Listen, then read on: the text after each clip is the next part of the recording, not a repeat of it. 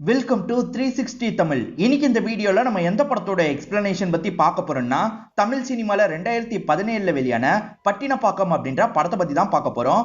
உங்கள நிறைய பேர் இந்த படத்தை பார்த்திருக்க வாய்ப்பு இல்ல. இது ஒரு சூப்பரான கிரைம் த்ரில்லர் படம்னு சொல்லலாம். ஸ்டார்டிங்ல இருந்து எண்டிங் வரைக்கும் விறுவிறுப்பா கொண்டு போயிருப்பாங்க. முதல்ல இந்த படத்தோட பிளாட்டை பத்தி சொல்றேன். ஒரு சைக்கோ இருக்கான் பாத்தீங்களா, வயசானவங்களா பார்த்து கொலை பண்ணிட்டு இருக்கான். அதுவும் பசங்களாம் வெளிநாட்டுக்கு போய் வீட்டுல தனியா இருப்பாங்கல்ல, அவங்களதான் குறி வச்சு கொலை பண்ணிட்டு இருக்கான். அவன் யாரு என்னன்ற மாதிரி ஒரு போலீஸ் விசாரணை பண்ணிட்டு இருக்காரு. இதுக்கு சைடுல 2-3 கதையை நமக்கு காட்டுறாங்க. அந்த 2-3 கதையும் ஒரு இடத்துல மீட் பண்ணுது. அந்த சைக்கோ கில்லருக்கும் இவங்க 2-3 பேருக்கும் என்ன சம்பந்தம் அப்படின்ற மாதிரி ஒரு கேள்வி இருக்கு பாத்தீங்களா.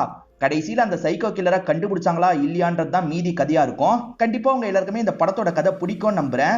எக்ஸ்பிளனேஷனுக்குள்ள போறதுக்கு முன்னாடி வீடியோக்கு ஒரு லைக் போடுங்க. இந்த எக்ஸ்பிளனேஷன் பிடிச்சிருந்ததுன்னா ஐப்னு ஒரு ஆப்ஷன் இருக்கும், அதுவும் பண்ணுங்க. உங்களை மாதிரி பாக்குற நிறைய பேர்கிட்ட இந்த வீடியோ அப்பதான் கொண்டு போய் சேர்க்கப்படும். மேற்கொண்டு பேசி டைம் வேஸ்ட் பண்ணாம நம்ம நேரடியா எக்ஸ்பிளனேஷனுக்குள்ள போயிடலாம். படத்தோட ஸ்டார்டிங் சீனே மாலினின்ற ஒரு ரிப்போர்ட்டரை காட்டுறாங்க. இதுக்கு முன்னாடியே 6-7 கொலை நடந்துருச்சு போல. சில சமயம் அந்த கில்லர் இருக்கான்ல, குப்பைகள்லாம் போடுற இடத்துல பாடியை போட்டு போயிடுறான். இதை பத்திலாம் இவங்க சொல்லிட்டு இருக்காங்க. 7 கொலை நடந்துருச்சு, போலீஸ் என்னதான் பண்ணிட்டு இருக்காங்கன்ற மாதிரி சொல்லிட்டு இருக்காங்க. இப்ப மினிஸ்டர் கிட்டயும் பேட்டி மாதிரிலாம் எடுக்கிறாங்க. மினிஸ்டர் சீக்கிரமா குற்றவாளியை பிடிச்சிருவோன்ற மாதிரிலாம் சொல்லிட்டு இருக்காரு. இப்போ ரவுடியை நமக்கு காட்டுறாங்க. இவர் பேரு சமுத்திரம் அப்படின்றது. இவரோட ரைட் ஹேண்ட் மாதிரி ரமேஷ் அப்படின்ற ஒரு நபர் இருக்காரு. இவர் வட்டிக்கெல்லாம் காசு தருவார் போல. யார் இன்னும் காசை திரும்பி தரல, சீக்கிரமா அவங்க கிட்ட போய் வாங்குங்க அப்படின்ற மாதிரிலாம் இவர் சொல்லிட்டு இருக்காரு. ஆக்சுவலா நம்ம ஹீரோ பேரு வெற்றி அப்படின்றது. வெற்றி ஆட்டோ வாங்குறதுக்கு காசு வாங்கினா, ஆனா இன்னும் தரலன்ற மாதிரி ஆளுங்க சொல்றாங்க. சீக்கிரம் வாங்குங்கன்ற மாதிரி இவர் சொல்றாரு. இப்ப நம்ம வெற்றியை காட்டுறாங்க. வெற்றி பொறுப்பா வேலைக்கு போக மாட்டாரு. அப்பப்போ ஊர் தான் சுத்திட்டு இருக்காரு. அதே மாதிரி நிறைய கடன்லாம் வாங்கி வச்சிருக்காரு போல. ஒரு பாய் கிட்ட 5000 ரூபாய் கடன் வாங்கியிருப்பாரு.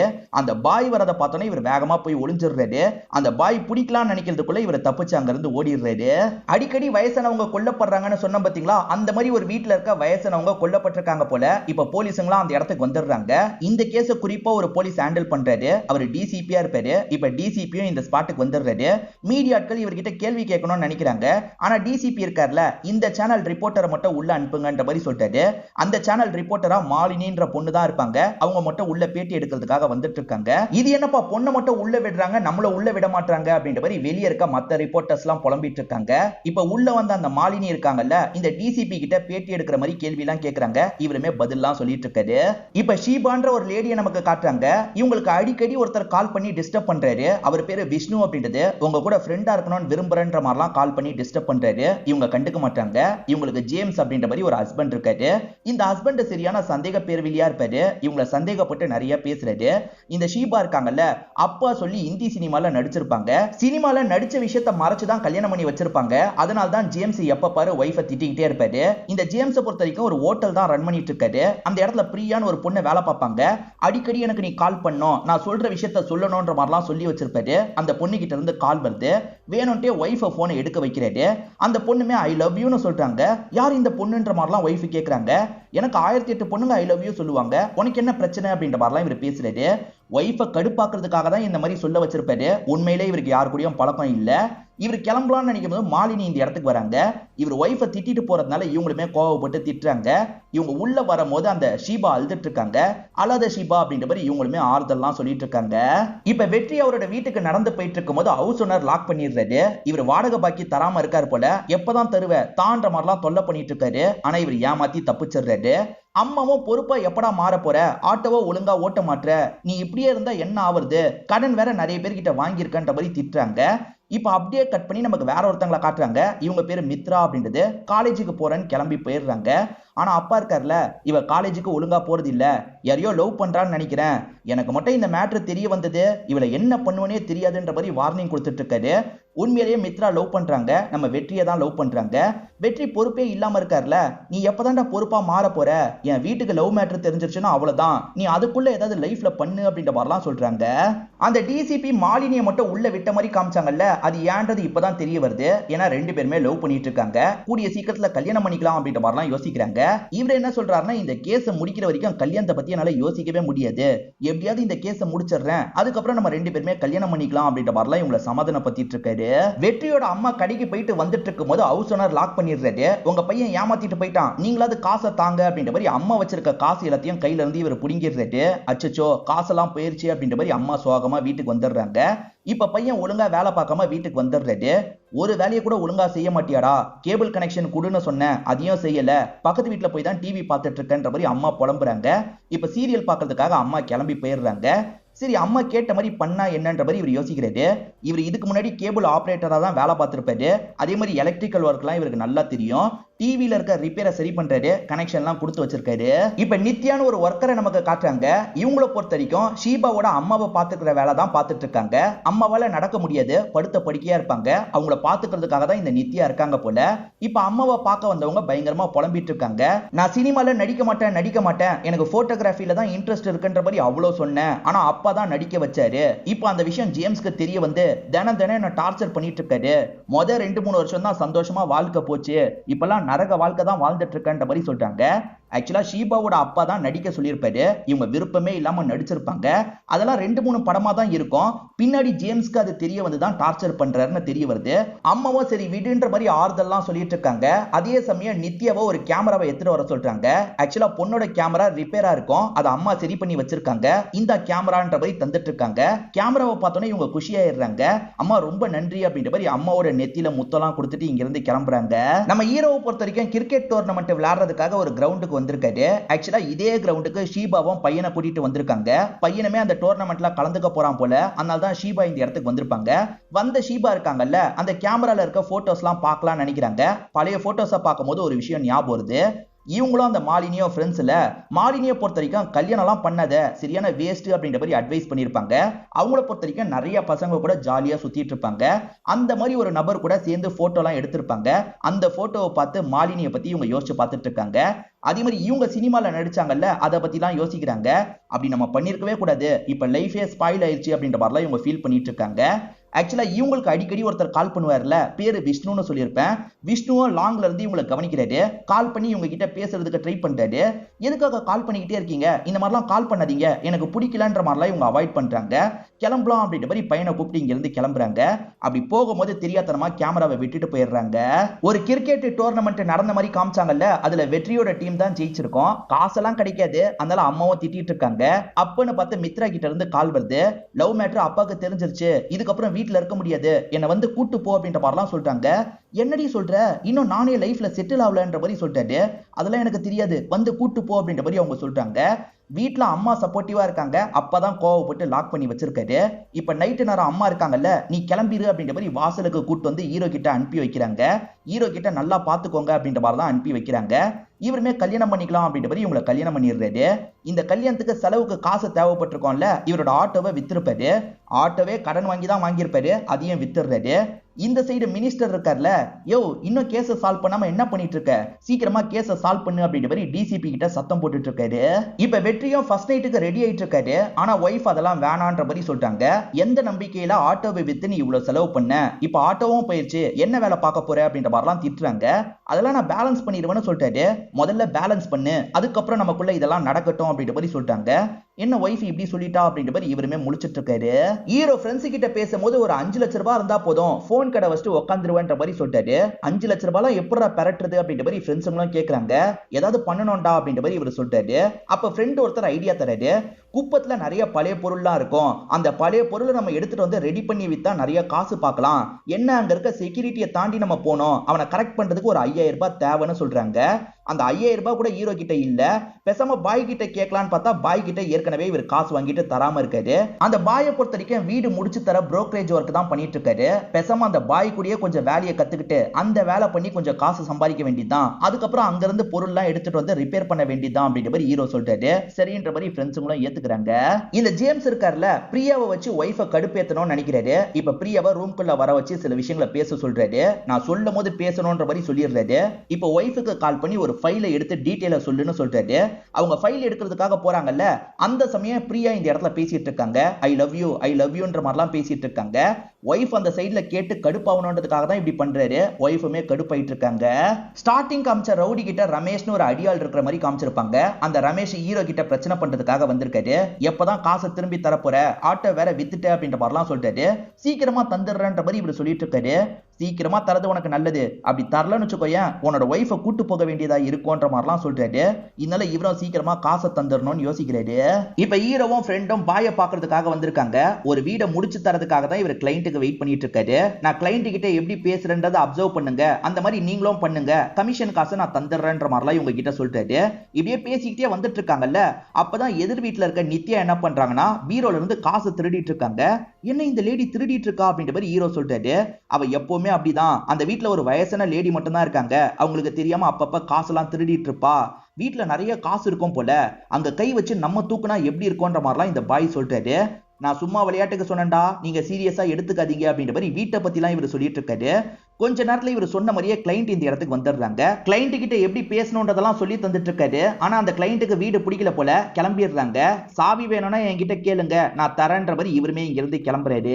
ஈரவை மிரட்டி விட்டாரு பாத்தீங்களா, அதை பத்தி ரமேஷும் இந்த ரவுடி கிட்ட சொல்றாரு. இந்த ரவுடிக்கு இப்ப வேற ஒரு பிரச்சனை ஏற்படுது. அது என்னன்னா, இவர் ஒருத்தங்க பின்னாடி சுத்திட்டு இருக்காரு. இவரோட கேங்ல இருக்க வேற யாரோ அந்த லேடியை கரெக்ட் பண்றதுக்கு ட்ரை பண்றாங்கன்னு இவருக்கு இன்ஃபர்மேஷன் கிடைச்சிருக்கு. நீங்க எல்லாருமே போனை டேபிள்ல வைங்கன்னு சொல்றாரு. எல்லாருமே வச்சிடுறாங்க. இப்ப அந்த நம்பருக்கு கால் பண்றாரு. பார்த்தா ரமேஷோட போன் தான் அடிக்குது. நீ தான் என்னோட ஆளுக்கே ரூட் விட்டுட்டு இருக்கியா அப்படின்ற மாதிரி ரமேஷை இவர் துரத்த ஆரம்பிக்கிறாரு. அடிக்கிறதுக்கெல்லாம் ட்ரை பண்றாரு. ஓடிட்டு இருக்க ரமேஷ் இருக்கார்ல, உன்னை விட மாட்டேன், உன்னை கவனிச்சுக்கிறேன் அப்படின்ற மாதிரிலாம் சொல்லிட்டு இங்க இருந்து கிளம்புறாரு. இது எல்லாத்தையுமே அந்த விஷ்ணு பார்த்துட்டு இருக்கான். ஆக்சுவலா இந்த ரவுடியோட வீடு இருக்கு பாத்தீங்களா, அங்கதான் இவனோட வீடும் இருக்கு போல. இவன் எல்லாத்தையும் கவனிச்சிட்டு இருக்க மாதிரி நமக்கு காட்டுறாங்க. ஷீபாவை பொறுத்த வரைக்கும் ஹஸ்பண்ட் எதனால அவாய்ட் பண்றாருன்றது தெரிய மாட்டேங்குது. எதுக்காக என்ன அவாய்ட் பண்ணிட்டு இருந்தீங்க, என்ன நல்லபடியா தானே பாத்துக்கிட்டீங்க அப்படின்ற மாதிரிலாம் கேக்குறாங்க. ஆமாண்டி, நீ எனக்கு போர் அடிச்சு போயிட்ட, உன் மூஞ்ச கண்ணாடியில பாக்குறியா, எனக்கு சுத்தமா பிடிக்கவே இல்லை அப்படின்ற மாதிரிலாம் சொல்றாரு. சாயா சிங்கோட முகமே பிடிக்கலையா, இதெல்லாம் ரொம்ப ஓவரா இருக்கே.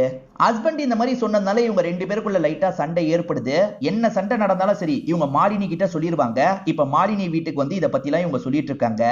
இவங்க கிட்ட விஷ்ணுன்னு ஒருத்தன் பேசுவான் பாத்தீங்களா, அவன் சேல்ஸ் பாய் மாதிரி இந்த வீட்டுக்கு வந்துடுறான். வந்தவன் இவங்க கிட்ட பேசுறதுக்கு ட்ரை பண்ணிட்டு இருக்கான். இங்க பேசாத, கிளம்புன்ற மாதிரிலாம் இவங்க சொல்லிட்டு இருக்காங்க. உங்க கேமராவை தரதுக்காக தான் வந்தன்ற மாதிரி கேமராவை தரான். இவங்களுமே நன்றி எல்லாம் சொல்லி இங்க இருந்து அனுப்பி வைக்கிறாங்க. செக்யூரிட்டி எல்லாம் கரெக்ட் பண்ணாதான் உள்ள இருக்கிற இடத்துக்கு போக முடியும். ஆனா ஹீரோ இருக்காருல, எகிரி குதிச்சு உள்ள வந்துடுறாரு. ஏதாவது பொருள் கிடைக்குமான்ற மாதிரி தேடி பாக்குறாரு. சின்ன சின்ன பொருள் கிடைக்குது. சரி இதெல்லாம் சரி பண்ணி பார்க்கலான்ற மாதிரி இவர் வீட்டுக்கு கொண்டு வந்துடுறாரு. சில பொருள்லாம் இந்த இடத்துல இவர் ரெடி பண்ற மாதிரி நமக்கு காட்டுறாங்க. ஜேம்ஸ் பிரியான்னு ஒரு பொண்ணை டார்ச்சர் பண்ணுவார்ல, அந்த பிரியாவும் சித்தப்பாவை பாக்குறதுக்காக வந்திருக்காங்க. அவர் மீடியால வேலை பாக்குறாரு. என்னோட பாஸ் என்ன டார்ச்சர் பண்றாரு சித்தப்பா, ஏதாவது பண்ணுங்க அப்படின்ற மாதிரிலாம் நடந்த விஷயத்த சொல்லிட்டு இருக்காங்க. கவலைப்படாதமா, நான் பாத்துக்கிறேன் அப்படின்ற மாதிரி இவருமே இவங்களை அனுப்பி வர்றாரு. இப்ப இந்த இடத்துல ஷீபாவை காட்டுறாங்க. ஷீபா இருக்காங்கல்ல, அவருக்கு நன்றி எல்லாம் சொல்லிட்டு இருக்காங்க. நன்றிலாம் வேணாம், நம்ம ரெண்டு பேருமே சேர்ந்து காஃபியாவது குடிக்கலாம், நீங்க வாங்கன்ற மாதிரி சொல்லிட்டாரு. இல்ல இல்ல அதெல்லாம் கஷ்டம்ன்ற மாதிரி இவங்களும் அவாய்ட் பண்றாங்க. ஹீரோ அந்த பொருள்லாம் வித்துட்டு வீட்டுக்கு வரும்போது ஒய்ஃப் இருக்காங்கல்ல, சீக்கிரமா ஆட்டோ பிடிங்க, அம்மாக்கு முடியாம போயிடுச்சு அப்படின்ற மாதிரி சொல்றாங்க. இவருமே ஆட்டோ பிடிக்கிறாரு. இப்ப ஹாஸ்பிட்டலுக்கு கொண்டு வந்து சேர்த்துறாங்க. டாக்டர் என்ன சொல்றாருன்னா, அம்மாக்கு அடைப்பு இருக்கு, அதை கிளியர் பண்றதுக்கு எப்படியும் 70,000 ரூபாய் ஆகும், சீக்கிரமா ரெடி பண்ணுங்க அப்படின்ற மாதிரி சொல்லிட்டாரு. 70,000 ரூபாயே இவருக்கு பெரிய அமௌண்ட், என்ன பண்றது அப்படின்ற மாதிரிலாம் யோசிக்கிறாரு. இவரோட ஃப்ரெண்ட் ஒருத்தர் நல்ல வேலையில இருப்பாரு. அவர் 10,000 ரூபாய் என்கிட்ட இருக்கு மச்சான்னு சொல்லிட்டாரு. மீதி காசை எப்படி ரெடி பண்றது அப்படின்ற மாதிரி இவரும் யோசிச்சுட்டு இருக்காரு. அப்பதான் சமுத்திரம் கிட்ட இருந்து கால் வருது.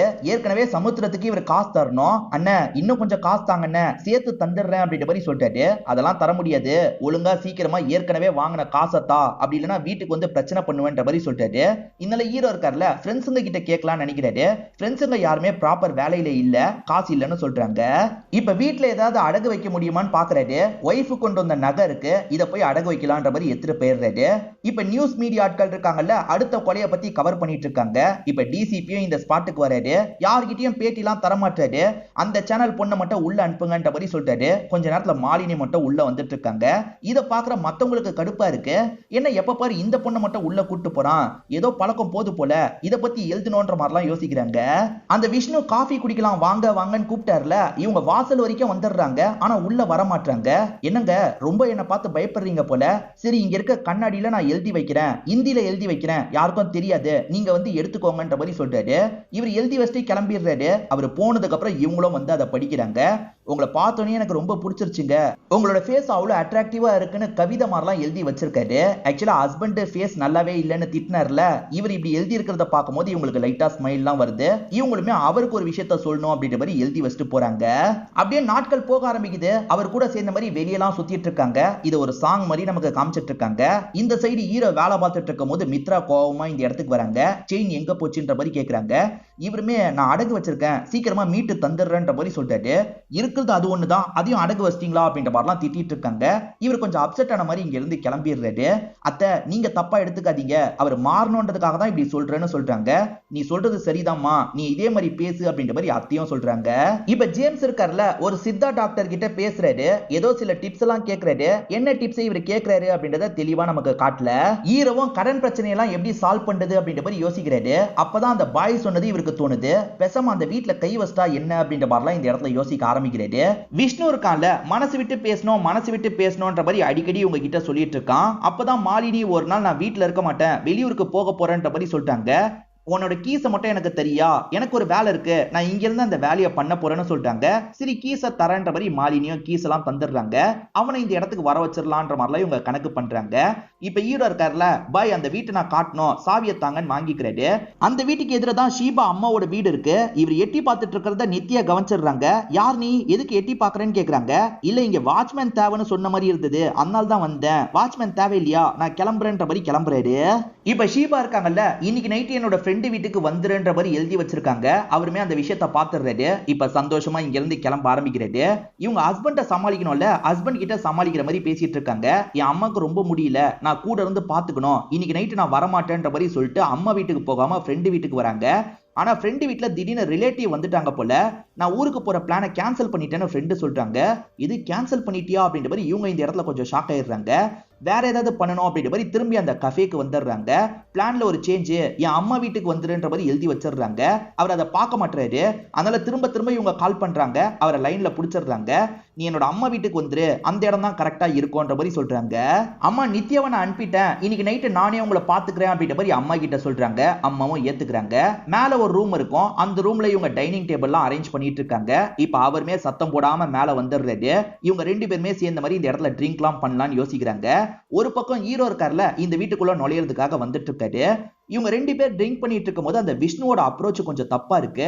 அதாவது இவங்க கூட ஒன்னா இருக்கிறதுக்கு ட்ரை பண்ற மாதிரியே பேசுறாரு. அதனால இவங்களும் அன்ஈசியா ஃபீல் பண்ணிட்டு இருக்காங்க. அப்பன்னு பார்த்து யாரோ மேல வர மாதிரி சவுண்ட் கேக்குது. யாரா இருக்கும்ன்ற மாதிரி இவர் பாக்குறதுக்காக வராரு. அப்ப தெரியாதனமா மேல இருக்க ஒரு சிலை இருக்குல்ல, பொத்துன்னு இவரோட தலையில விழுந்துருது.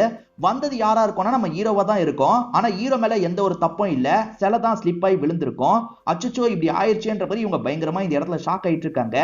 ஏன்னா இப்ப இந்த விஷயம் வெளியே வந்ததுன்னா இவங்களும் மாட்டுவாங்கல்ல, ஹஸ்பண்ட் பயங்கரமா கோவப்படுவார்ல, அதை நினைச்சு பயப்படுறாங்க. இவன் சரியான ஆள் இல்லன்ற மாதிரி ஹீரோ சொல்றாரு. அங்க கேமரா வச்ச மாதிரி இருக்கு. கேமராவை எடுத்து செக் பண்ணும் போது இவனை பத்தி தெரிய வந்துருது. விஷ்ணு இவங்க கூட ஒன்னா இருக்கிறத வீடியோ எடுக்கணும்னு நினைச்சிருக்கான். அதனால தான் கேமராவை செட் பண்ணி வச்சிருக்கான். நான் தான் சொன்னேன்ல இவன் மோசமானவன்ற மாதிரிலாம் சொல்றாரு. அது சரி நீ யாருன்ற மாதிரிலாம் இவங்க கேக்குறாங்க. இவரும் திருன்னு முழிச்சிட்டு இருக்காரு. நான் திருடுறதுக்காக வந்தாங்க, இந்த மாதிரி ஆகும்னு எதிர்பார்க்கல, நான் வந்ததும் நல்லதா போச்சு, நான் வரலன்னா உங்களை வீடியோ எடுத்து பிளாக்மெயில் பண்ணிருப்பான்ற மாதிரி சொல்லிட்டாரு. இவங்களும் ஆமான்ற மாதிரிலாம் யோசிக்கிறாங்க. இப்ப அம்மா தூங்குறாங்களா அப்படின்றத கன்ஃபார்ம் பண்ணிடுறாங்க. இவன் பாடியை என்ன பண்றது அப்படின்ற மாதிரி யோசிக்கிறாங்க. நம்ம டிஸ்போஸ் பண்ணிடலான்ற மாதிரி ஹீரோ சொல்லிட்டாரு. இப்ப கார்ல பாடியை மறைச்சு வச்சு இவங்க ரெண்டு பேருமே கொண்டு போயிட்டு இருக்காங்க. அந்த இடத்துல செக்கிங்லாம் நடந்துட்டு இருக்கு. டிசிபி தான் செக்கிங்லாம் பண்ணிட்டு இருக்காரு. இவங்களோட காரை செக் பண்றாங்க. ஆனா பாடி எல்லாம் கவனிக்க மாட்டாங்க. இவங்க சினிமாக்கு போயிட்டு வரேன்ற மாதிரிலாம் சமாளிச்சுட்டு அங்க இருந்து கிளம்பிடுறாங்க. ஆக்சுவலா குப்பெல்லாம் கொட்டுற இடம் இருக்கு பாத்தீங்களா, அந்த இடத்துக்கு தான் இவர் போக சொல்லிட்டாரு. அந்த இடத்தை இவர் பார்த்து வச்சார்ல, மறைவான பகுதியெல்லாம் பார்த்து வச்சிருப்பாரு. அங்க இவன் பாடியை வச்சிடலான்ற மாதிரி இவருமே போய் வச்சிடுறாரு. அதே சமயம் அவன் ரெக்கார்ட் பண்ண டேப் இவர்கிட்ட தான் இருக்கு. நீங்களே பாருங்க, டேப் உங்க கண் முன்னாடியே போட்டு உடைக்கிறேன், இதுக்கப்புறம் உங்களுக்கு எந்த ஒரு பிரச்சனையும் வராது, கிளம்புங்க, நான் காசு வேணும்ன்றதுக்காக தான் இந்த மாதிரி தப்பான முடிவு எடுத்துட்டேன், என்ன மன்னிச்சிருங்கன்ற மாதிரிலாம் சொல்லிட்டாரு. இப்ப திரும்பி வீட்டுக்கு நடந்து வந்துட்டு இருக்காரு. அப்ப சட்டுன்னு ஹவுஸ் ஓனர் பிடிச்சிடுறாரு. டே நீ தான் அந்த கொலை பண்றவனா அப்படின்ற மாதிரிலாம் கேக்குறாரு. யோ நீ வேற வெறுப்பேத்தாதையா, நானே வேலையை முடிச்சுட்டு தான் வரேன்ற மாதிரி இவர் சமாளிச்சுட்டு அங்க இருந்து கிளம்புறாரு. இந்த ஷீபாவோட அம்மா இருக்காங்கல்ல, அவங்க வீட்டுக்கு கொஞ்சம் தள்ளி இருக்க வீட்டுல ஒருத்தவங்க கொல்லப்பட்டிருக்காங்க போல. அதனால பெரியவங்க எல்லாம் இவங்க கிட்ட பேசுறதுக்காக வந்திருக்காங்க. உன் அம்மா தனியா இருக்காங்களமா, நீ ஒரு செக்யூரிட்டியை போட்டுரு, அதுதான் நல்லதுன்ற மாதிரி சொல்றாங்க. இவங்களும் சரின்ற மாதிரிலாம் ஏத்துக்கிறாங்க.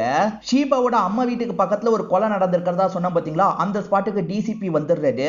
என்ன கொலைப்பாட்டுக்கு நடந்துகிட்டே இருக்கு, நம்மளால குற்றவாளியை கண்டுபிடிக்க முடியலையேன்ற மாதிரிலாம் யோசிச்சுட்டு இருக்காரு. இப்ப சமுத்திரம் அப்படின்ற அந்த ரவுடியை நமக்கு காட்டுறாங்க. அந்த ரமேஷ் ஏதாவது பண்ணணும் அப்படின்ற மாதிரிலாம் யோசிக்கிறாரு. ரமேஷை கொல்றதுக்கு ட்ரை பண்ணிட்டு இருக்காரு போல. அது ரமேஷ்க்கு தெரிய வந்துருது. என்னையே கொல்றதுக்கு ட்ரை பண்றல, அதுக்கு முன்னாடி நான் உன்னை கொல்றேன்ற மாதிரிலாம் சேலஞ்ச் பண்றாரு. மாத்தி மாத்தி ரெண்டு பேருமே போன்ல பேசிக்கிறாங்க. பிரியாவோட சித்தப்பா ஏதாவது பண்றேன்னு சொன்னார்ல, இன்னும் எதுவும் பண்ணாம இருக்காரு. சித்தப்பா ஏதாவது பண்ணுங்க, டார்ச்சர் தாங்க முடியலன்னு சொல்றாங்க. சரிமா நான் பண்றேன்ற மாதிரி அவருமே ஏத்துக்கிறாரு. இப்ப டிசிபி மாலினியை பார்த்து பேசுறதுக்காக வந்திருக்காரு. இவருக்கு ஏகப்பட்ட பிரஷர் வருது இல்ல, அதை பத்திலாம் இவங்க கிட்ட புலம்புற மாதிரி பேசிட்டு இருக்காரு. அப்ப எப்பதான் கல்யாணம் நடக்கும்னு கேக்குறாங்க. இதெல்லாம் முடிஞ்சதுக்கு அப்புறம் தான் கல்யாணம் அப்படின்ற மாதிரி இவர் சொல்றாரு. இந்த மாதிரிலாம் இவங்க பேசிட்டு இருக்கும் போது ஷீபா காலிங் பெல் அடிக்கிறாங்க. என் ஃப்ரெண்டு வந்துட்டா, ஃப்ரெண்டுக்கு இதை பத்திலாம் தெரியாது, நீங்க போய் ஒளிஞ்சுக்கோங்க அப்படின்ற மாதிரிலாம் சொல்றாங்க. இவருமே இப்ப வேகமா ஒரு இடத்துல போய் ஒளிஞ்சுக்கிறாரு. அதுக்கப்புறம் இவங்க கேஷுவலா கதவை திறந்து ஷீபாவை வர வைக்கிறாங்க. ஷீபா கொஞ்சம் பதட்டமா வராங்க. என்னாச்சு ஷீபா அப்படின்ற மாதிரிலாம் இவங்க கேட்டுட்டு இருக்காங்க. இதை சொல்லனா என்னோட தலையே வெடிச்சிரும், நீ என்னோட ஃப்ரெண்டுல, அதனால தான் வாங்கிட்ட ஷேர் பண்றதுக்காக வந்திருக்கன்ற மாதிரி இவங்க ஷேர் பண்றாங்க. அது ஹீரோ ஹெல்ப் பண்ணுது, இவங்க தெரியாதனமா அந்த நபரை சாவடிச்சது, இது எல்லாத்தையும் இவங்க சொல்லிடுறாங்க. என்ன சொல்ற அப்படின்ற மாதிரிலாம் இவங்க ஆச்சரியப்படுறாங்க. சரி ஃப்ரீயா விடு, நான் யார்கிட்டயும் சொல்ல மாட்டேன்ற மாதிரி அனுப்பி வச்சிடுறாங்க. ஆக்சுவலா இவங்க ரெண்டு பேர் பேசின எதையுமே அந்த போலீஸ் கேட்டிருக்க மாட்டாரு. இப்ப இந்த ஃப்ரெண்டு கிளம்பி போயிட்டாங்கன்னு தெரிஞ்சதுக்கு அப்புறம் அந்த போலீஸ் வெளியே வராது. என்ன அவ பதட்டமா வந்த மாதிரி இருந்தது, ஏதாவது பிரச்சனையா அப்படின்ற மாதிரி கேட்கறாரு. இவங்களுமே கொஞ்சம் திருத்தருன்னு முடிக்கிறாங்க. அதெல்லாம் எந்த ஒரு பிரச்சனையும் இல்லைன்ற மாதிரி சொல்றாங்க. இவ எதுக்காக கொஞ்சம் முழிக்கிறான்ற மாதிரி இந்த போலீஸும் யோசிச்சுக்கிட்டே இங்க இருந்து கிளம்புறாரு. அந்த ரவுடிக்கு பக்கத்துல தான் விஷ்ணுவோட வீடு இருக்குன்னு சொன்ன பாத்தீங்களா, அந்த வீடு ரொம்ப நாளா லாக்ல இருக்கிறதுனால செக் பண்றதுக்காக உள்ள வந்துடுறாரு. பார்த்தா ஏகப்பட்ட பொண்ணுங்களோட போட்டோ ஒட்டி வச்சிருக்கான். அவன் இந்த விஷயத்த ஷீபா கிட்ட மட்டும் பண்ணல, நிறைய பொண்ணுங்க கிட்ட பண்ணிருக்கான் போல. என்ன இவ்வளவு போட்டோவை ஒட்டி வச்சிருக்கான்ற மாதிரி இவர் ஆச்சரியப்படுறாரு. இப்ப ஹீரோ சைக்கிள்ல போயிட்டு இருக்கும் போது நித்யாவும் நிறுத்திடுறாங்க. என் கூட வாங்கன்ற மாதிரி வேகமா வீட்டுக்கு கூட்டு வந்துடுறாங்க. ஆக்சுவலா ஷீபா இருக்காங்கல்ல, செக்யூரிட்டிக்கு ஆள் வேணும் பாருன்ற மாதிரி நித்யா கிட்ட சொல்லி இருப்பாங்க. நித்யா ஹீரோவை கூட்டு வந்திருக்காங்க. ஹீரோவை வச்சுக்கலாமா வேணாமான்ற மாதிரிலாம் இவங்க யோசிக்கிறாங்க. ஏன்னா இவங்க ரெண்டு பேர் சேர்ந்து ஒரு கொலையை மறைச்சிருக்காங்கல்ல, அதனால யோசிக்கிறாங்க. கடைசியில வேலை பாருன்ற மாதிரி சொல்லிடுறாங்க. ஜேம்ஸ் என்னோட ஃப்ரெண்ட் ஒருத்தன் வீட்டுக்கு வரான், ரெடி பண்ணுன்ற மாதிரி ஷீபா கிட்ட சொல்றாரு. ஷீபா எல்லாத்தையும் ரெடி பண்ணி வச்சிடுறாங்க. ஃப்ரெண்டா யார் தெரியுமா வரது, அந்த டிசிபி தான் வந்திருக்காரு. இவங்க ரெண்டு பேருமே ஒன்னா படிச்சிருப்பாங்க போல, அதை பத்தி எல்லாம் பேசிட்டு இருக்காங்க. அதே மாதிரி இப்போ ஒரு கேஸ் இவர் ஹேண்டில் பண்ணிட்டு இருக்காருல, அதை பத்தியும் சொல்லிட்டு இருக்காரு. சீக்கிரமா குற்றவாளியை கண்டுபிடிச்சிருவான்ற மாதிரி சொல்றாரு. சரிடா நீ எப்ப கல்யாணம் பண்ணிக்க போற அப்படின்ற மாதிரி ஜேம்ஸ் கேக்குறாரு. சீக்கிரமே ஒருத்திய நான் கல்யாணம் பண்ணிக்க போறேன், இவ்வளவுதான் நான் கல்யாணம் பண்ணிக்க போறேன், எங்க ரெண்டு பேருக்குள்ள பழக்கம் போயிட்டு இருக்குன்னு ஒரு மீடியா பர்சன் எழுதியிருக்காரு, ஆர்டிக்கலை பாருன்ற மாதிரி இவர் ஆர்டிக்கலை காட்டுறாரு. ஆக்சுவலா இவங்க ரெண்டு பேருக்குள்ள பழக்கம் போறத நிறைய மீடியா ஆட்கள் பார்த்தாங்கல்ல, அதுல ஒருத்தங்க தான் நியூஸ் மாதிரி எழுதியிருக்காங்க. அந்த நியூஸ் எல்லாத்தையும் இவர் காமிச்சிட்டு இருக்காரு. இவ என்னோட ஒய்ஃப் ஃப்ரெண்டு தான், அவளதான் கல்யாணம் பண்ணிக்க போறியா அப்படின்ற மாதிரி ஜேம்ஸ் கேட்டுட்டு இருக்காரு. இது மாலினி கல்யாணம் பண்ணிக்க போறாளா அப்படின்ற மாதிரி இவங்க ஷாக் ஆகுறாங்க. எனக்கு கல்யாணம் எல்லாம் செட்டே ஆகாதுன்னு மாலினி அடிக்கடி சொல்லுவாங்க, ஆனா இவரை கல்யாணம் பண்ணிக்க போறாளா, அப்ப நம்ம சொன்ன விஷயத்தை இவர்கிட்ட சொல்லிட்டா என்ன ஆகுது அப்படின்ற மாதிரி இவங்களுக்கு பயம் வருது. இப்ப மாலினிய தனியா சந்திச்சு பேசுறாங்க. நீ அந்த டிசிபியை கல்யாணம் பண்ணிக்கிறதுக்கு முடிவு எடுத்திருக்க போலியே, என்கிட்ட கல்யாணம் எல்லாம் கூடவே கூடாதுன்னு சொல்லுவ, இப்ப நீயே கல்யாணம் பண்ணிக்க போறியா, நீ கல்யாணம் பண்ணி சந்தோஷமா இரு, அதுல எனக்கு பிரச்சனையே கிடையாது, ஆனா நான் சொன்ன விஷயத்தை அவர்கிட்ட சொல்லலான்னு யோசிச்சேன்னு வச்சுக்கோயேன், உன்னோட பாஸ்ட பத்தி நான் சொல்ல வேண்டி வரும், உனக்கு நிறைய பாய் ஃப்ரெண்ட் இருக்காங்கல்ல, அதை பத்தி எல்லாம் டிசிபி கிட்ட சொல்லுவேன்ற மாதிரி மிரட்டுறாங்க. நீ என்னடி பேசிட்டு இருக்க, நான் எதுக்காக டிசிபி கிட்ட இதெல்லாம் சொல்ல போறேன், நான் சொல்லவே மாட்டேன்ற மாதிரி இவங்க சொல்றாங்க. சொல்லாம இருக்கிறது உனக்கு நல்லது, ஏன்னா அவருக்கு இன்னும் சீரியல் கில்லர் கிடைக்கல, இந்த விஷயத்த சொன்னா இவன் தான் சீரியல் கில்லர்னு முடிக்க பாப்பாரு, நீ சொல்லக்கூடாதுன்ற மாதிரி சொல்றாங்க. ஜேம்ஸ் ஒரு டாக்டர் கிட்ட போன்ல பேசின மாதிரி காமிச்சாங்கல்ல, இப்ப நேர்ல அந்த டாக்டரை மீட் பண்ணி சில மெடிசன்லாம் வாங்கிட்டு போறாரு. இந்த விஷயத்தெல்லாம் அந்த மீடியா பர்சன் பாத்துறாரு, அதாவது பிரியாவோட சித்தப்பா பாத்துறாரு. அவர் எதுக்கு வந்தாரு, நான் அவர் ஃப்ரெண்டு தான்ற மாதிரி சாமர்த்தியமா பேச்ச கொடுக்குறாரு. அப்ப டாக்டருமே என்ன விஷயம்ன்றத சொல்ல ஆரம்பிக்கிறாரு. இந்த விஷயம்லாம் சில வருஷத்துக்கு முன்னாடி நடந்திருக்கும். ஆக்சுவலா இவர் ஒரு பப்புக்கு போயிருப்பாரு, அங்க ஒரு பொண்ணு கூட சேர்ந்து டான்ஸ் பண்ணிருப்பாரு. அந்த பொண்ணோட பாய் ஃப்ரெண்ட் இத பார்த்து டென்ஷன் ஆயிருப்பான், இவரை போட்டு அடிச்சிருப்பான். அப்படி அடிக்கும் போது மெயின் பாயிண்ட்ல மிதிச்சிருப்பான். அதனால இவருக்கு அந்த இடம் வேலை செய்யாம போயிருக்கும். அதை ரெடி பண்றதுக்காக தான் இந்த டாக்டர் கிட்ட வந்திருக்காரு. சோ இவரோட ஆண்மையில ப்ராப்ளம் இருக்கிறத மறைக்கிறதுக்காக தான் ஒய்ஃப் கிட்ட வம்பு பண்ணிட்டு இருக்காரு அப்படின்றது இவருக்கு புரிஞ்சிருது. இப்ப இவருமே நேரடியா பேசுறதுக்காக வந்துடுறாரு. அந்த சமயம் கூட ஜேம்ஸ் ஒய்ஃப் கிட்ட தான் பேசிட்டு இருப்பாரு. பக்கத்துல வந்து இந்த மீடியா பர்சன் இருக்காருல, உங்களோட பிரச்சனை எனக்கு புரிஞ்சிருச்சு, அதுக்காகலாம் நீங்க பிரியாவை யூஸ் பண்ணிட்டு இருக்க கூடாது, இதுக்கப்புறம் இப்படி பண்ணீங்கன்னா அவ்வளவுதான்ற மாதிரி வார்னிங் கொடுத்துட்டு இங்க இருந்து கிளம்புறாரு. இப்பதான் காலை கட் பண்ணாம நம்ம பேசியிருக்கோன்றது இவருக்கு புரியுது. சோ எதிர இருக்க ஒய்ஃப் இந்த விஷயத்தெல்லாம் கேட்டிருப்பாங்க. மாலினி இருக்காங்கல்ல, சீக்கிரமா நம்ம கல்யாணம் பண்ணிக்கலாம்னு சொல்றாங்க. மாலினி, உனக்கு எத்தனை வாட்டி சொல்றது, இந்த கேஸை நான் கம்ப்ளீட் பண்ணாதான் உன்னை கல்யாணம் பண்ணிக்க முடியும்ன்ற மாதிரி சொல்லிட்டு கேஸை கம்ப்ளீட்டே பண்ண முடியலன்னா என்ன பண்ணுவீங்கன்னு கேக்குறாங்க. நான் கல்யாணமே பண்ணிக்க மாட்டேன்ற மாதிரிலாம் சொல்லிட்டு இங்க இருந்து கிளம்புறாரு. இப்ப ஜேம்ஸ் வீட்டுக்கு வரும்போது ஒய்ஃப் இருக்காங்கல்ல, சட்டுன்னு வந்து கட்டி பிடிச்சிடுறாங்க. விஷயம் என்ன தெரியுமா, ஜேம்ஸ் ஒய்ஃபை நல்லபடியா தான் பார்த்திருப்பாரு. வேணும்ட்டே தான் இவர் சண்டை போட ஆரம்பிச்சிருப்பாரு. ஏன்னா இவங்க ஒத்துமையா இருந்தா பிசிக்கலா ஒன்னா இருக்கணும்னு நினைப்பாங்க. அப்ப இவரோட பிரச்சனை வெளியே வந்துரும்ல, அந்த பிரச்சனையை மறைக்கிறதுக்காக தான் சண்டை போட்டிருப்பாரு. இதெல்லாம் தெரிஞ்சுதான் ஒய்ஃப் ஃபீலிங்கா கட்டி பிடிக்கிறாங்க. இப்ப ஹஸ்பண்ட் கூட சேர்ந்ததுனால இந்த ஷீபா ரொம்ப சந்தோஷமா இருக்காங்க. அம்மாவை பார்க்கலாம்னு நினைக்கும் போது ஃப்ரெண்ட் ஏற்கனவே பாக்குறதுக்காக வந்திருக்கிறது தெரியுது. ஃப்ரெண்ட் அங்க இருக்க ஹீரோவை கவனிக்கிறாங்கல்ல, இவன் யாருன்னு கேக்குறாங்க. அன்னைக்கு ஒருத்தர் ஹெல்ப் பண்ணதா சொன்னல, அவர்தான், அவருக்கு தான் நான் வேலை போட்டு தந்திருக்கேன் அப்படின்ற மாதிரிலாம் சொல்றாங்க. இது சம்பள நாளா இருக்கும். இவங்க இருக்காங்கல்ல, நித்யாக்கான சம்பளத்தை தந்துடுறாங்க. அதே மாதிரி நீ வான்ற மாதிரி ஹீரோவை கூப்பிட்டு சம்பள கவரை தராங்க. சம்பள கவரை மட்டும் தராம நிறைய காசும் தராங்க. எதுக்கு மேடம் இவ்வளவு காசு, நான் சொல்லிடுவேன் பயப்படுறீங்களா, அதெல்லாம் நான் சொல்ல மாட்டேன் மேடம்னு சொல்றாரு. நீ சொல்லாம இருந்தல்ல, அதுக்காக தான் இதை தரணும்னு நினைச்சேன். உனக்கு நிறைய பிரச்சனை இருக்கிறதா சொன்னல, இது மூலியமா அந்த பிரச்சனையை கொஞ்சம் சால்வ் பண்ணிக்கோன்ற மாதிரி சொல்றாங்க. இவரும் நன்றி சொல்லிட்டு இங்க இருந்து கிளம்புறாரு. இவருக்கு சின்ன சின்ன கடனா நிறைய கடன் இருந்தது பாத்தீங்களா, அது எல்லாத்தையும் ஒவ்வொன்னா இவர் கிளியர் பண்ணிட்டு இருக்காரு. அந்த சமுத்திரம் கிட்ட வாங்கின காசை திரும்பி தர முடியல, ஆனா வீட்டுக்கு தேவையான நிறைய விஷயத்தை இவர் பண்ணிடுறாரு. ஒய்ஃபோட நகையெல்லாம் மீட்டு எடுத்துடுறாரு. இதனால ஒய்ஃப் இருக்காங்கல்ல, சந்தோஷப்படுறாங்க. அதே மாதிரி ஒய்ஃபோட ஃபேமிலியை சேர்ந்தவங்களும் இவங்க கூட பேச ஆரம்பிச்சிடுறாங்க. சமுத்திரத்தோட கடனை இன்னும் அடைக்காம இருக்காருல, சமுத்திரம் நேரடியா பேசணும்ன்ற மாதிரி யோசிக்கிறாரு. இவர் வேலை பார்க்குற இடத்த கண்டுபிடிச்சு அந்த இடத்துக்கு வந்துடுறாரு. காசை எப்படா தருவன்ற மாதிரிலாம் கோபமா பேசிட்டு இருக்காரு. அப்பன்னு பார்த்து ரமேஷ் ஆளுங்களோட இந்த இடத்துக்கு வந்துடுறான். அவர் முந்துறதுக்குள்ள அவர் கதையை நம்ம முடிக்கணும்ன்ற மாதிரி தான் வந்திருக்கான். இவருமே தப்பிச்சு ஓடலாம் நினைக்கிறாரு. ஆனா ரமேஷ் ஆளுங்க கூட சேர்ந்த மாதிரி கொடூரமா ஒரு இடத்துல சாவடிச்சிடுறான். இப்படி சாவடிச்ச எல்லா விஷயத்தையும் ஹீரோ வந்து பார்த்திருப்பாரு. நீ பார்த்த விஷயத்த யாருக்கிட்டையும் சொல்லக்கூடாது, சொன்னு வச்சுக்கோ உனக்கு தான் பிரச்சனை அப்படின்ற மாதிரி ரமேஷ் வார்னிங் கொடுத்துட்டு கிளம்புறான்.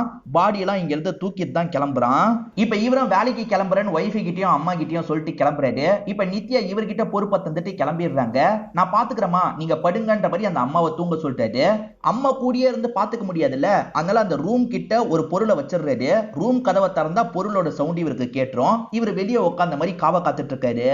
இந்த சைடு மாலினி இருக்காங்கல்ல, கேஸை சால்வ் பண்ணாதான் அவர் கல்யாணம் பண்ணிப்பேன்னு சொல்லியிருக்காரு. நம்ம வேற யாரோ மாதிரி கால் பண்ணி இந்த விஷயத்த சொல்லிட்டா என்னன்ற மாதிரி யோசிக்கிறாங்க. அதாவது ஹீரோவை மாட்டி விட்டுட்டா என்னன்ற மாதிரிலாம் யோசிச்சுட்டு இருக்காங்க. ஹீரோ தூங்கிட்டு இருக்கும் போது திடீர்னு உள்ள இருந்து சவுண்ட் கேக்குது. அந்த ரூம்குள்ள யாரோ நுழைஞ்சிருக்காங்கன்னு தெரிஞ்சு இவரும் வேகமா உள்ள வந்துட்டு இருக்காரு. அந்த நபர் அம்மாவை அட்டாக் பண்ற மாதிரி போறான். ஆனா அதுக்குள்ள இவர் இருக்கார்ல, லாக் பண்ணி அவன் கூட சண்டை போட்டுட்டு இருக்காரு. ஐயோ லாக் ஆயிட்டுமே அப்படின்ற மாதிரி அவனுமே தள்ளி விட்டுட்டு இங்க இருந்து ஓடுறான். பிடிக்கணும்ன்ற மாதிரி இவரும் துரத்திக்கிட்டே வந்துட்டு இருக்காரு. அப்ப அந்த பிரியாவோட சித்தப்பா இருக்கார்ல, வழியில பார்த்து லாக் பண்றாரு.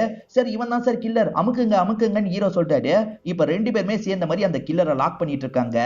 ஒரு ஸ்டேஜ்ல மாலினி டிசிபி கிட்ட சொல்லலாம் நினைக்கிறாங்க. அதுக்குள்ள டிசிபி கிட்ட இருந்தே கால் வருது. அந்த கில்லர் மாட்டிக்கிட்டான், நான் ஸ்பாட்டுக்கு தான் போயிட்டு இருக்கேன், கூடிய சீக்கிரம் நம்ம கல்யாணம் பண்ணிக்கலாம் அப்படின்ற மாதிரிலாம் சொல்லிட்டாரு. நல்ல வேலை சொல்றதுக்கு முன்னாடி இந்த தகவல் தெரிய வந்துருச்சு அப்படின்ற மாதிரி இவங்களுமே இந்த இடத்துல நிம்மதி ஆயிட்டு இருக்காங்க. அம்மாவை ஒருத்தன் அட்டாக் பண்ண வந்தான், நான் தடுத்துட்டேன் அப்படின்ற விஷயத்த ஹீரோ இருக்காரு பாத்தீங்களா, இந்த ஜேம்ஸ் கிட்ட இன்ஃபார்ம் பண்ணிட்டு இருக்காரு. ஜேம்ஸோ உடனே அந்த இடத்துக்கு வரோன்ற மாதிரிலாம் சொல்லிட்டாரு. இப்ப காலையில சமயம் மாலினி இருக்காங்கல்ல, குற்றவாளியை பிடிச்சாச்சு அப்படின்ற மாதிரிலாம் சொல்லிட்டு இருக்காங்க. ஹீரோவும் அந்த மீடியா பர்சனும் சேர்ந்த மாதிரி தான் பிடிச்சிருப்பாங்க. ஆனா போலீஸுங்க இருக்காங்கல்ல, இவங்களே பிடிச்ச மாதிரி பில்டப்லாம் தந்து பேசிட்டு இருக்காங்க. அவன் எதுக்காக கொலை பண்ணிருக்கான்ற காரணத்தையும் விசாரிச்சு சொல்றாங்க. வயசான பேரண்ட்ஸ பசங்க விட்டுட்டு போறாங்கல்ல, அந்த மாதிரி யாரும் பண்ணக்கூடாதுன்றது எல்லாருக்கும் தெரியணுன்றதுக்காக தான் அந்த கில்லர் இந்த கொலையெல்லாம் பண்ணியிருப்பான். கடைசியா கொலை பண்ண பாடி இருக்கு பாத்தீங்களா, அது அந்த குப்பத்துல தான் போட்டு வச்சிருக்கான் போல. அங்க ஒரு டீம் எடுக்கிறதுக்காக போயிருக்காங்கன்ற மாதிரி சொல்லிட்டு இருக்காங்க. இது எல்லாத்தையும் கவனிச்சிட்டு இருக்க இந்த ஷீபாக்கு பயமா இருக்கு. ஏன்னா இவர் மறைச்சு வச்ச பாடியை கண்டுபிடிச்சிட போறாங்கன்ற மாதிரி யோசிக்கிறாங்க. இப்ப ஆளுங்க செக் பண்றதுக்காக போறாங்க. இந்த சைடு ஹீரோவும் நியூஸ்ல இந்த விஷயத்தை கவனிச்சிட்டு இருக்காரு. அதே மாதிரி சமுத்திரம் ஆளுங்களும் பார்த்துட்டு இருக்காங்க. அந்த இடத்துக்கு போனவங்களுக்கு பாடி கிடைச்சிருது. அந்த இடத்துல இந்த கில்லர் சொன்னதை விட எக்ஸ்ட்ராவா பாடி கிடைக்குது. எக்ஸ்ட்ராவா 2 பாடி கிடைக்குது. இது 2 பாடி கிடைச்சிருக்கான்ற மாதிரி பயப்படுறாங்க. மேடம், ஒருவேளை இந்த விஷயம் வெளியே வந்ததுன்னா நான் ஜெயிலுக்கு போறேன் மேடம், நீங்க கவலைப்படாதீங்க அப்படின்ற மாதிரிலாம் ஹீரோ சொல்லிட்டு இருக்காரு. அப்பதான் கண்டுபிடிச்சதை பத்தி என்ன தகவல் அப்படின்றத சொல்ல ஆரம்பிக்கிறாங்க. ஆக்சுவலா கண்டுபிடிச்சது யார் யாரோட பாடி தெரியுமா? ஒன்னு சமுத்திரத்தோட பாடியா இருக்கும், இன்னொன்னு அந்த விஷ்ணுவோட பாடியா இருக்கும். இந்த கில்லரை பொறுத்த வரைக்கும் வயசானவங்களை தானே சாவடிப்பான், எதனால இவங்க 2 பேரை சாவடிச்சிருக்கான்ற மாதிரி மீடியாட்கள் கேட்கறாங்க. இவங்க தடுக்கிறதுக்காக போயிருக்காங்க, அதனால இவன் சாவடிச்சு மறைச்சு வச்சிருக்கான்ற மாதிரிலாம் இவர் சொல்றாரு. ஆனா கில்லர் நான் பண்ணலன்னு சொல்றதுக்கு வரான். ஆனா இவர் ஸ்டாப் பண்ணிடுறாரு. சார் கில்லர் இந்த விஷயத்த பண்ணலன்ற மாதிரி அசிஸ்டன்ட் டிசிபி கிட்ட சொல்லிட்டாரு. ஆமாயா, கில்லர் இந்த விஷயத்த பண்ணல, யாருன்னு நம்மளால இப்ப விசாரிச்சுட்டு இருக்க முடியுமா? கேஸே முடியிற மாதிரி வந்திருக்கு, நம்ம முடிச்சு விட்டுறலாம். கில்லர் ஏற்கனவே நிறைய கொலை பண்ணியிருக்கான்ல, இதுக்கும் சேர்த்து தண்டனை அனுபவிக்கிட்டோம் அப்படின்ற மாதிரிலாம் சொல்லிட்டாரு. கேஸை முடிக்கிறதுக்காக இவரும் சட்டுன்னு முடிச்சு விட்டுறாரு. இதனால டிசிபிக்கும் அந்த மாலினிக்கும் கல்யாணம் எல்லாம் நடந்துட்டு இருக்கு. கிஃப்ட் தரதுக்காக வந்த இந்த ஷீபா இருக்காங்க பாத்தீங்களா, இவங்க முன்னாள் பாய் ஃப்ரெண்டு கூட சேர்ந்து போட்டோ எடுத்தாங்கல்ல, அந்த போட்டோவை காட்டுறாங்க. இப்ப எதுக்கு இதை காட்டுற, நான் தான் சொல்லல அப்படின்ற மாதிரி இந்த ஃப்ரெண்டு சொல்லிட்டாங்க. இப்போ வரைக்கும் சொல்லல, நாளை பின்ன சொல்லிட்டேன்னா என்ன பண்றது? ஏன்னா பொண்ணுங்களால ஒரு ரகசியத்தை உள்ளுக்குள்ளேயே வச்சிட்டு இருக்க முடியாது, நீ என்னைக்குனாலும் சொல்ல வாய்ப்பு இருக்கு, அப்படி சொன்னா உனக்கும் பிரச்சனை வரும், அதை ஞாபகப்படுத்துறதுக்காக தான் வந்திருக்கன்ற மாதிரிலாம் இவங்க சொல்றாங்க. இதோடயே இந்த படத்தோட கதையை முடிச்சிடுறாங்க. கண்டிப்பா இந்த படமும் என்னோட எக்ஸ்பிளனேஷனும் உங்களுக்கு பிடிச்சிருக்கும்னு நம்புறேன். இந்த வீடியோ உங்களுக்கு பிடிச்சிருந்ததுன்னா லைக் பண்ணுங்க, கமெண்ட் பண்ணுங்க, மறக்காம 360 தமிழ் சேனலை சப்ஸ்கிரைப் பண்ணுங்க. தொடர்ச்சியா இந்த மாதிரி வீடியோக்கள் வந்துகிட்டே தான் இருக்கும்.